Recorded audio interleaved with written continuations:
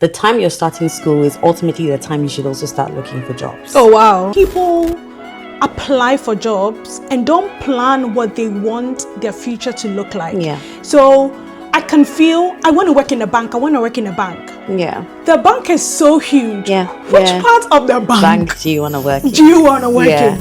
Awareness helps with your planning. It's all about how you position yourself. It's not necessarily about what you did. You can take a look and say, what do I have? And what are the people that are getting these jobs? What is making them stand out? What is making them different? And how can I do that in my preparation period? I applied to the banks a lot of times before I got in, but every single time I learned something new and I applied it. Yeah. I reached out back to the people to just get a better understanding, because you get the usual, unfortunately, you did not make it, But if you take away the emotion and say, okay, take a step back, most of the time, because there's so many applications that we're receiving, we don't give people feedback.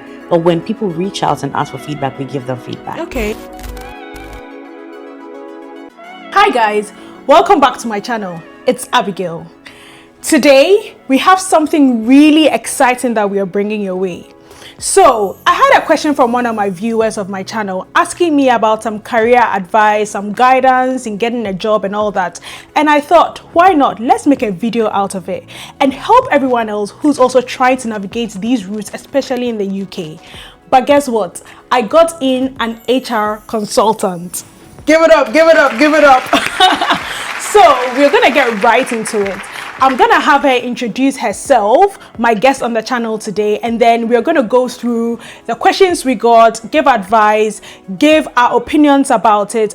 Obviously, don't take this advice as professional advice for your specific situation, but you can reach out to a professional like her, discuss what you need to discuss and get to what you need to do for yourself. But this is going to be a generalized form of advice for anyone who's looking in this direction or trying to navigate their career successfully.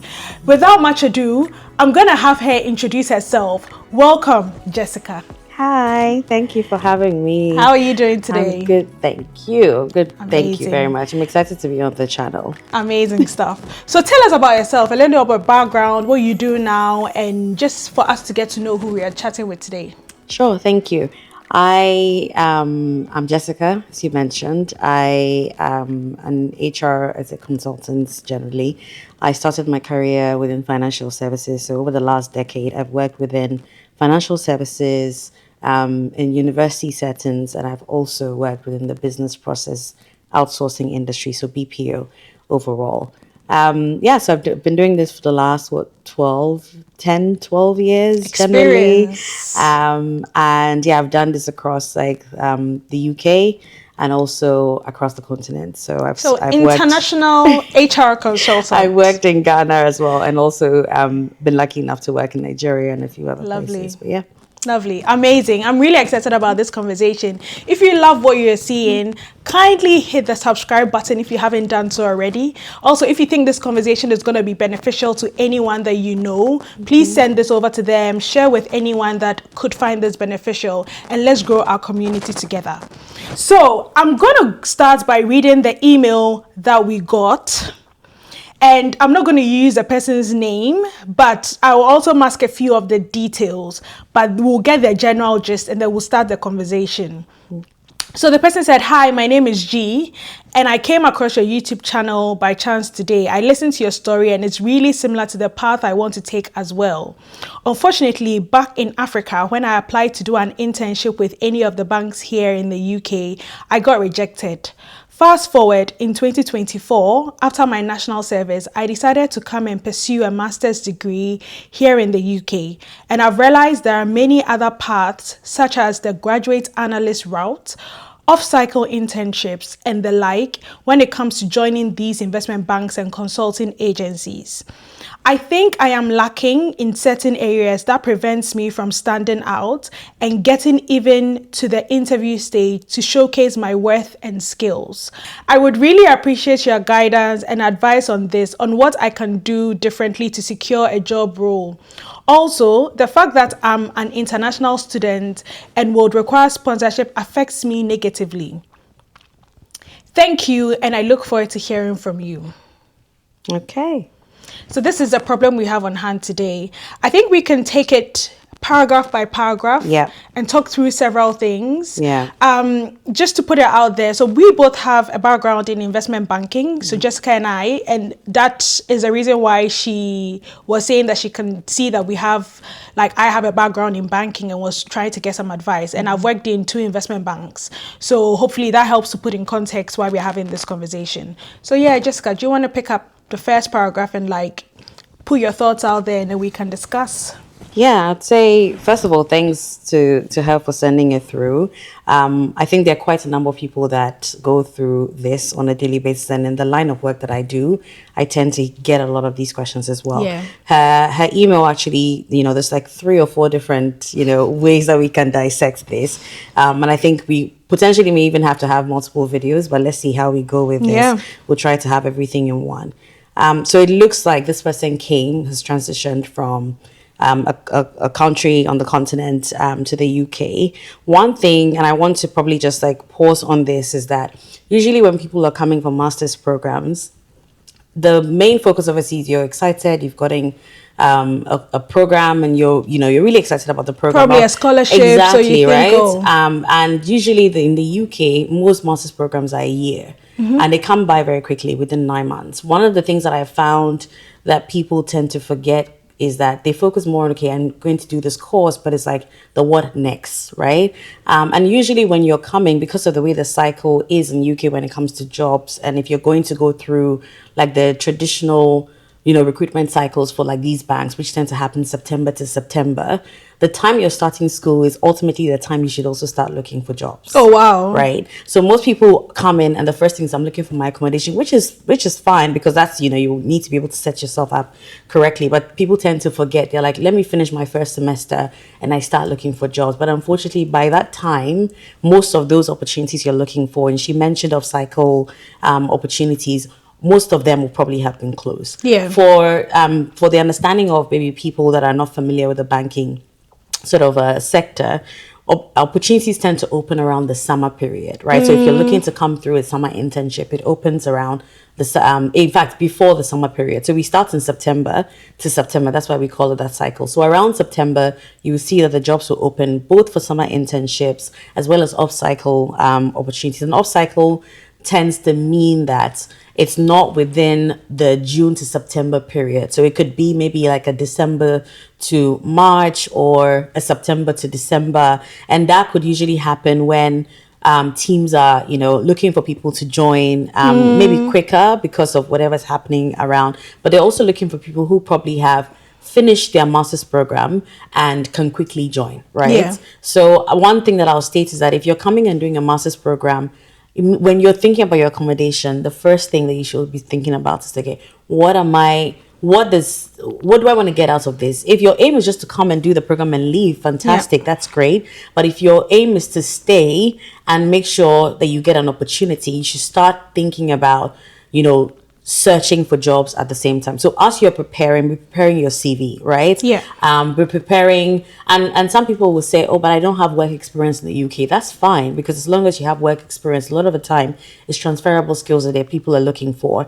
And I think it's also a good opportunity to say that, I'm about to start a program in a particular course. Say if you're coming to do a master's in finance and you're applying for banks, it's also good to indicate that, because people know that, okay, yes, you're applying now, but by the time you come around to interning, you would have gotten that knowledge, additional insights, so that when you do come through, you can navigate yourself easily. Yeah.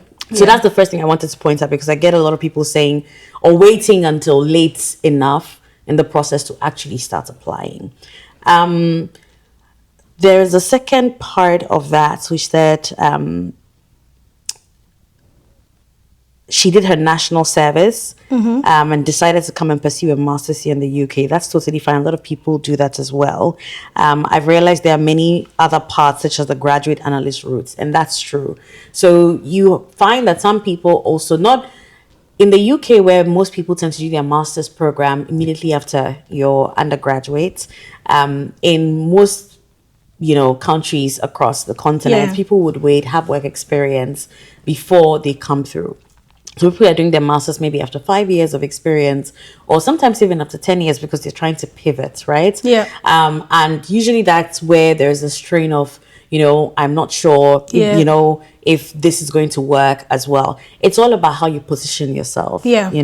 How you tell your story. It's not necessarily about what you did, but it's when I'm looking at your application, I'm looking at what have you done and how can that transfer in here. So the way that you should be writing your cover letters, the way that you should be positioning yourself in your CV is not just the CV that I would use for maybe a job back in Ghana or Nigeria should be totally different to what I use here, because I'm trying to tailor it. Say, yes, I work in banking maybe I work, say, for example, Fidelity Bank or something in Ghana, and I'm coming here. I'm trying to see, okay, the way that the structure is in Fidelity Bank is not an investment bank. That's fine. I understand. But if you can show me that you have a general understanding of the banking industry overall, you've done a little bit of research around like what that looks like in the UK, then I know that, okay, yes, it's more easier for me to, see that you can be able to transition with the necessary support. Most of these graduate programs, we understand as recruiters that you don't have all the information. And so one of the things that we're looking out for is not necessarily, it's not an experienced hire where we're hiring you to come and be a VP or managing certain things. You're coming into a graduate program because the graduate program is there to make you learn. But it's more so for me, I want to see that this person can show the transferable skills, but is also willing to learn, if that makes sense. So that's one thing that I will point out as well. I'd like to chip in here. Whilst you were talking, there were a lot of thoughts that were going through my head because I've been through the system before. I think the first thing, and I'll dial back a little, is planning. I think I've come to notice that people apply for jobs and don't plan what they want their future to look like. So I can feel, I want to work in a bank. The bank is so huge. Which part of the bank do you want to work in? And if so, before you even applied for that school, you need to position yourself, as you said. So, okay, let's say you did your national service in Fidelity Bank or even somewhere else. I'm sorry, you have to be a bit postkaya. Let me translate postkaya. Be a bit, what's the word? Strategic, and I would say. So let's say you're working in Fidelity and you want to be in trading. In Bank of America, in Goldman Sachs. So because of that, your plan is to do a master's and get into trading.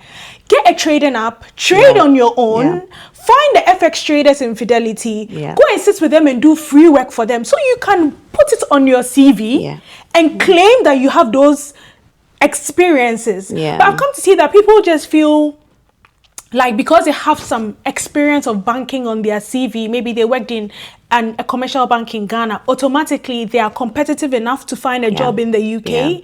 But if you think of it, there are hundreds of thousands of people who have gone to Imperial, who have gone to LSE, whose parents are hedge fund owners. They've been exposed, to the industry overall. Whilst they were 5 years old, they were trading stocks. So now if your application is in front of the recruiter with that other person, I'm sorry. What's going to make you stand out? And that's very true. And I'm glad you brought it up. I'll just use an example. I'm not going to mention names of a similar situation that we had, but this was for an internship.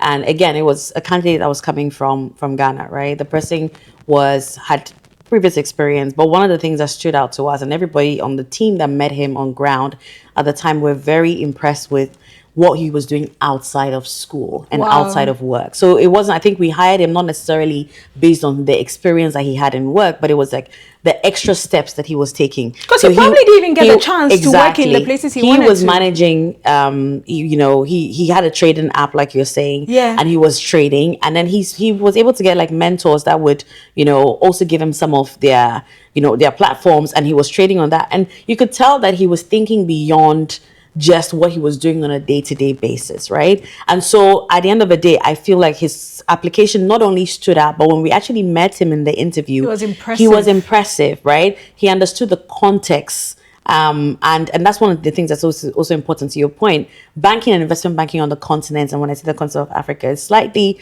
different. They're similar in a lot of ways, but obviously in the environment, everything else may be slightly different, right? So you need to be aware of where you're going to, and that helps with your planning. Awareness helps with your planning. So you can take a look and say, what do I have? And what are the people that are getting these jobs? what is making them stand out, what is making them different, and how can I do that in my preparation period. And I think even coming through a master's is a great opportunity, right? Because one of the things that happens is when you get the interviews and you get offered for the following summer, you kind of have a whole year to prepare yourself, right? So assuming you came for a master's program in this case, and she does the interview process between September and November. In December, assuming she gets a role, she doesn't get to start, or she doesn't start on the graduate scheme and probably till 6 months later, somewhere in July. That 6 months period is also an opportunity for you to prepare, right? Reach out to people that are already in the industry, like she's already doing. So kudos to her. Be strategic. There's a lot of information on the internet. We also have ChatGPT. Let's not just use it for writing emails, right? But being the kind of prompts that you're using can also help you to, do your research as well. But just being someone who is willing to learn. I think that's the thing. At any stage in life, if you're not learning, I think you're dying, right? You have to learn to grow and to expand overall. So yeah, that's a really good point to bring out. Amazing. I think we can now, look at the next paragraph. Actually, before then, she mentioned something about getting, applying for the internship back in school and got rejected. Do you think she could have done anything before she did her national? So between that period and she coming to do the masters, what do you think her mindset, what she should have done with the rejection to transition back into getting into the UK and trying to get back into banking? Yeah, and I don't know her specific situation, right? So she may have done other things as well. But I would say, yes, the thing about applying for these banks, and I would give you my own personal story. I applied to the banks a lot of times before I got in. But every single time I learned something new and I applied it. Yeah. The very last time that I got in, what was interesting was that I reached out back to the people to just get a better understanding, because you get the usual, unfortunately you did not make it, too many applications, and you're sad. You're not trying to go back and do that. But if you take away the emotion and say, okay, take a step back, most of the time, because there's so many applications that we're receiving, we don't give people feedback. But when people reach out and ask for feedback, we give them feedback. Okay. So that's the thing. So people always feel like, oh, after I've seen you cannot, unfortunately, no reply email. Forget, right? Reach out. And in some cases, people will respond. I was lucky enough to get feedback to say, this is what I should have done better. So the next interview that I did with the same company, actually, I went in better prepared. And what was very interesting was one of the people on the panel this time remembered me from before, and they could tell that there was a shift. Difference. So I remember coming, when I finally got the job and I came in and I was like, what made me stand out? I was like, you took the lessons and then you made, you worked on it, and then you came in prepared, right? So one of the things I would say, particularly for university students who are applying, I know they tend to say when you apply when you're in your penultimate year, which is like your third year, I would say apply early. From you may not even get in, but the fact that you've applied and you've gotten through that, there is one, that mindset. You're preparing yourself, but then you apply the first time, you may not even get called. The second time you get called to interview one, right? Yeah. You see how things are going. You may, quote unquote, bomb or blast the interview, but it's process, right? So think about the 4-year university timeline. If I'm applying my first year, hopefully by third year, I've become better at it. And don't just think about the international organizations as well. There are local organizations. Try and get internships. For me, that's the thing. If you're a university student, be thinking about internships, because internships gives you two things. It gives you, one, the opportunity to experience and unpaid. Exactly, right? It gives you the experience to understand the industry that you think you may want. But the second thing is, it also helps you to eliminate things that you thought you wanted, but you actually in reality you don't. Right? So people always only think about it to, I just want to get the experience, but it helps you to be able to, if I'm thinking of 4 different career paths, because a lot of people are confusing university, and that's something that we'll talk about in my channel some later on. How do you make the most of your university, and how do you navigate that piece? Yep. But just coming back to it, like, there are people that are thinking, I want to do this, I want to do that, I want to do this. The only way you would know which one you're suited to is to go for internships, or go for, again, unpaid internships, job experiences, job shadowing, right? Most people are I find that most people are open and willing to, help as long as in the company there is a structure around job shadowing, come and spend a week with me to understand what I'm doing, as long as there's no, confidential information, etc. But I would say yes, if she wasn't doing that before and she's applied multiple times, if I apply the first time and I don't get in, those are some of the things that I would do as well. I will also find the people that are getting in and speak having to a them. look at their CV. Does your CV look like my CV? Because clearly something may be wrong there, right? Or something may not be, I won't say wrong is not the right word, but I may not be seeing things or presenting my CV in the way that they did. I'll take a look at their, and people are usually open, right? Yeah. Take a look at their, the cover letters. They ask them, how did you prepare for the interview? Maybe I didn't prepare in that way. So once you're talking to these people and they're being generous with their information, leverage that information as well to prepare for the next time. Yeah. And I always believe you keep going until you get a Yeah. yes. Like you keep knocking the door until you get a yes. I think this conversation, I want us to end it with both of us saying our stories. Because I also think that being able to tell the story, where you were, the rejections you got, I got 3 rejections before I got in, can also help people relate and position themselves as well. So after answering all these questions, we'll just end off with each of us saying our stories, how we got into the system, and then we'll leave it there. Now, another question I wanted to ask on the back of this is, so I can see a lot of people saying they don't even get to interview stage. Yeah. I know we've thrown a lot of ideas out there.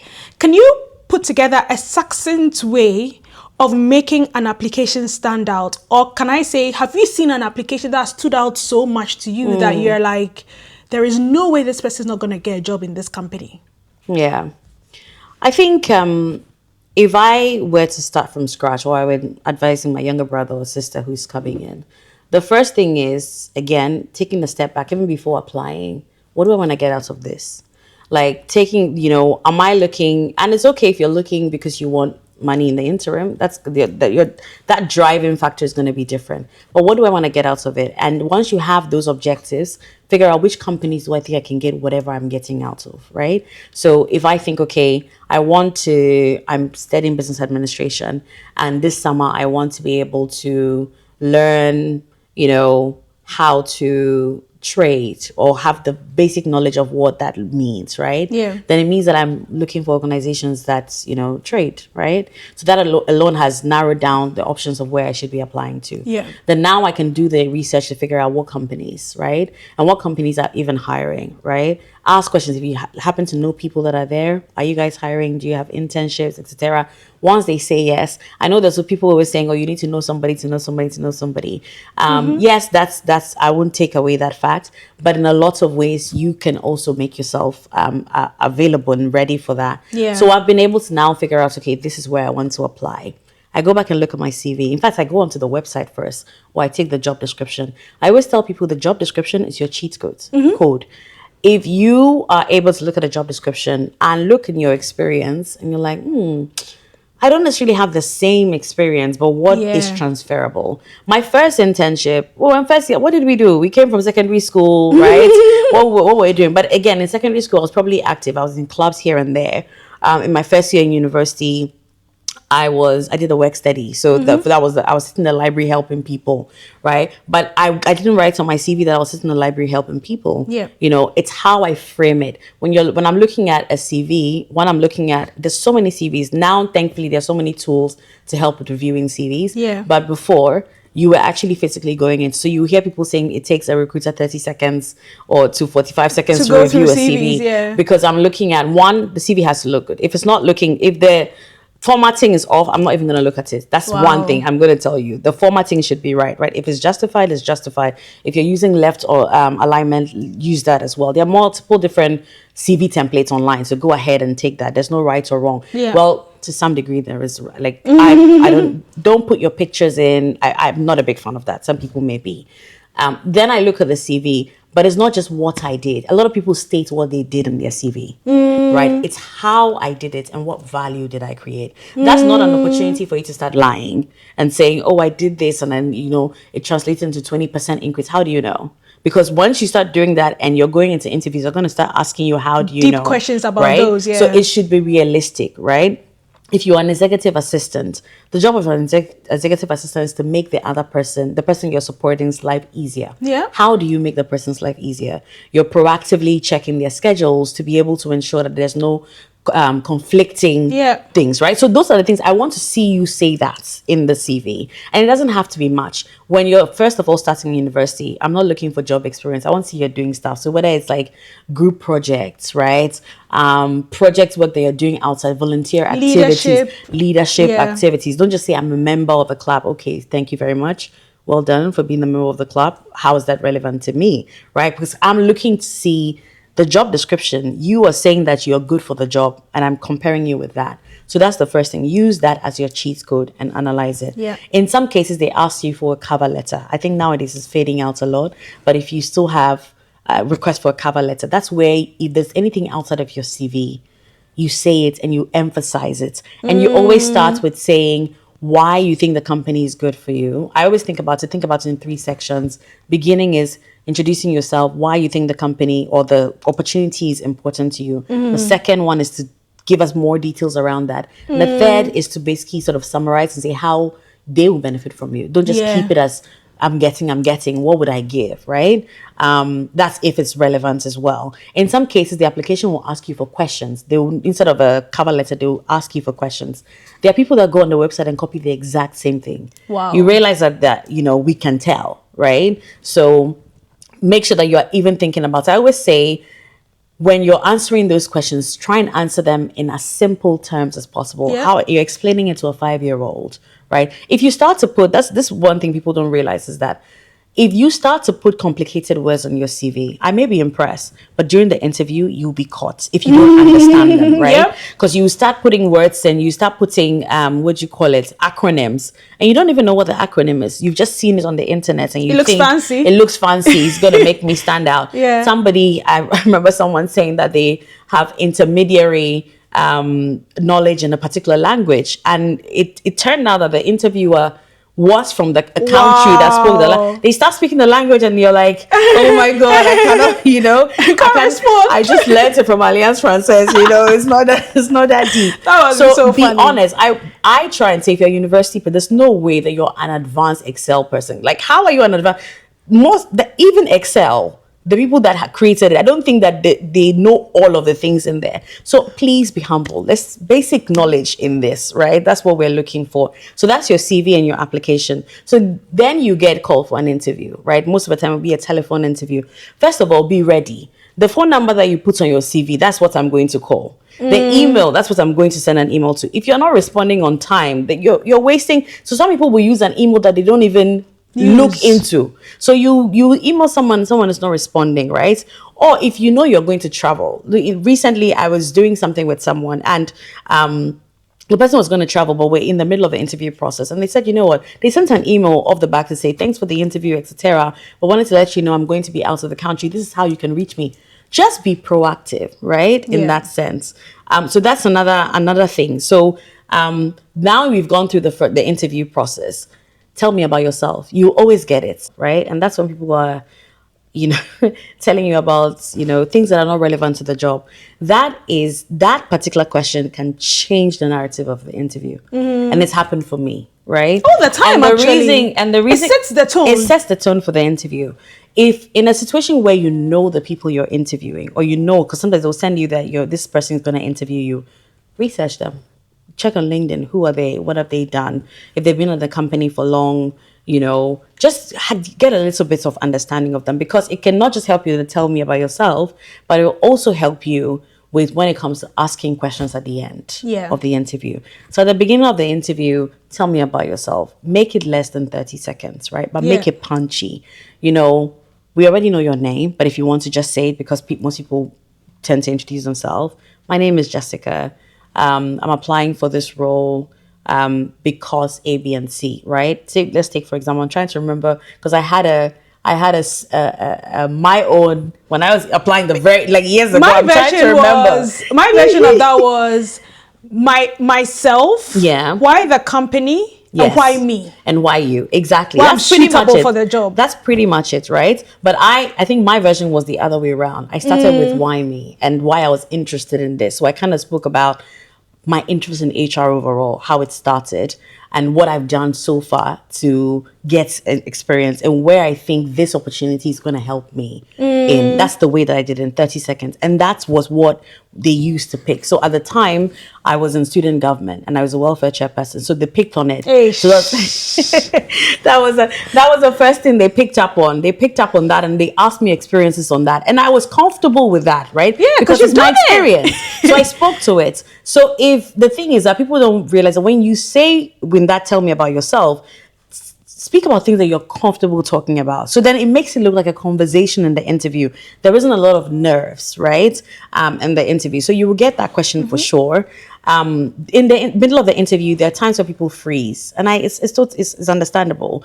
Or they ask the question, you need to take some time to think about it. You can just say, give me a few seconds to think about it. Some people are afraid because they feel like I can't do that, right? But the people that are interviewing you want you to do well. Yes, that's the thing that people forget. Like, I'm interviewing because I think you can. Because I've passed you from application level to get to know you, and I think you're suitable for the job. So I really want you to do well, right? And there are times where people go blank or they say, you know what, I don't understand the questions. Like, it's okay to also say I don't know.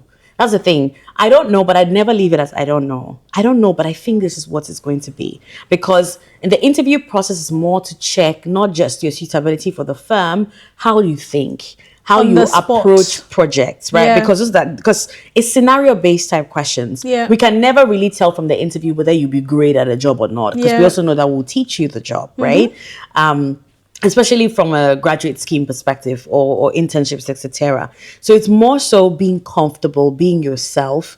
And if you don't know something, be honest about it. I also use as an opportunity. Once they start to ask questions, I'm like, oh, this question that you asked me that I wasn't really sure about. Like, I know I gave you a response, but what are your thoughts? I'd like to know, right? And usually they will tell you if you veered off. Never leave an interview without that opportunity at the end when they say, do you have questions? I feel as people will do so well in the interview. And then they get to the end, it's like, oh no, I don't have any questions. Nope. It shows interest, number one. Even if you don't have questions curious about the organization, the person that's in front of you, it's now the time for you to turn it around. Interviews are two ways. Yes, you want to get the job, but it's also your way of assessing whether this company is really for me. So when you talk to the person about their experiences of the company, it gives you a better idea. Maybe you're comparing two companies. You're like, based on what I've heard, this may be better suited for me. Yeah. Right? So never leave an interview without questions. There's always questions about the people's experience. Yeah. And be thoughtful, not just but some of the interviews that really impressed me are the people that go beyond just, they've read something in the news that the company is doing, not the negative things, by the way. People have come in and said, I saw you in the news last week and something bad. I'm like, oh, my first attempt at Bank of America actually asked a question on something negative that they had done. I never got back to interview. No, think about the positives. What are they doing? What are they themselves trying to showcase, right? Nowadays, a lot of companies are getting into, AI, and also like sustainability is a big thing, climate risk. To ask them questions about that. They may throw it back to you just to because sometimes they just want to see, are you just asking because you think it's a nice question to ask? Or am I genuinely interested in this? Are you actually curious about questions? It? Exactly. Yeah. So ask questions at the end. So those are, if I were to take it in stages from the very beginning until the end, maybe summarize as that. Think about, what do I want to get? What industries? Find those industries. Figure out which ones are aligned to your values. Check my CV. Speak to other people before I even put the application through. Make sure that I'm putting my best foot forward I'm not copying and pasting, plagiarism, they're putting things or copying somebody else. Let it be you, because you're sharing who you are. Then when it comes to the interview, prepare ahead of time. Use the mirror. I know it's very cringe to practice in the mirror, but the tell me about yourself question, practice it. I remember in school, we will practice with each other, What did I say? Oh, I'm using my M's a lot, or I'm using or literally, or actually too many times, or I'm trying to say this thing, but I've said it in 3 minutes versus 30 seconds or 60 seconds. Yeah. So I know it's a very long way, but hopefully it's helped people. Definitely. I found that to be really, really helpful. And you touch on so many things that actually happened in my life when I was interviewing during those times. So this is spot on. So finally, I want us to talk about the last part of the email, which talks about the fact that she's an international student and would require sponsorship, which according to her, negatively affects her. What are your views about that? I don't know how she would have known that it negatively affected. Well, unless they come back and tell you maybe because you were great, but because you needed sponsorship. I think the first thing is because you already know that, there are companies that sponsor. So just target those companies, right? So research and target. And even in your initial interactions, ask them, I'm an international student. I'd require visa sponsorship. Are you guys sponsoring? And they'll say yes, they'll say no. You can. It's usually in the application nowadays. Yes, as well. They would usually say that we are unable to sponsor, etc. But I think that there's also the route in the UK now where when you're done, I think it's and we can add more information just to make sure that what I'm saying is true. Yeah. But there's a graduate visa route where you would finish school and apply for that. It gives you 2 years to be able to find work in the UK. So some companies that may not even be sponsoring, once they see that or hear that you yourself you've been able to get the graduate visa, they will probably give you the opportunity. And it's very likely that if you do well, they will probably sponsor you as well. So also look at that. Yes, it's a cost, but it's something that you would have to, I guess, take into consideration when you're applying. But it is what it is. And I would say that, don't use that as a mindset into going into any place, because one of the key things for me is, yes, it's very painful to sometimes go through the process. Sometimes they don't even say it on the application, right? Yeah. So they'll say, sorry, we didn't, realize we had to sponsor, etc. But focus on the companies that sponsor, and then if you can go down the graduate visa route, why not? Yeah. Thank you, Jessica. This has been a really insightful and amazing conversation, and this is something new that I'm trying out on this channel. Okay. And I think people are gonna love this kind of content. Yeah. If you have any questions, you can put it down in the comments. If you also have a personal situation that you want us to dissect, send us an email. My email is in the bio. I'll look at it, work with a team, and try and get back to you through a video, hopefully helping other people who are also in a similar situation. And Jessica here has got all her details in the description as well, so you can reach out to her. You can follow her on her YouTube channel, where she's going to be sharing more insights on all of these. I find this really exciting, and we'll see where this goes from here. It's been Abigail, and thanks for watching. Catch you later.